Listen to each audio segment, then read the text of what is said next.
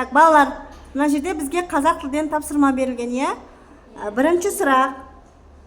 Бізде 11 сұрақ бар екен. Бірінші сұрағы, мәтіннің неше түрі бар? 3. Жақсы. Мәтіннің бізде неше түрі бар екен? 3 түрі бар екен. Жақсы, 3. Келесі тапсырманы қарайық. Неліктен қай мәтіннің сұрағы? Неліктен деген сұрақ қай мәтіннің сұрағы? Пайымдау, дұрыс айтасыңдар. Келесі. Әңгімелеу мәтіннің сұрақтары қандай?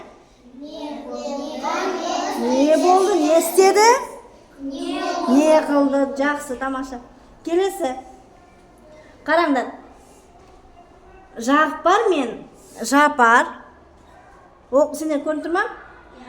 Көлге ұзақ қармақ салып, бірнеше шабақ ұстап алды.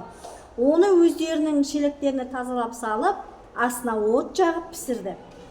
Сорпаға қосатын не тұз, не бұрыш жоқ. Сонда да піскен соң таза ауада рахаттанып іше бастады. Бұл қандай мәтін дейді? Жақсы. Пайымдау мәтіні. Жақсы.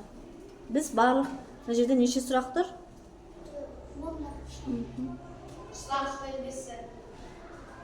Жақсы болды.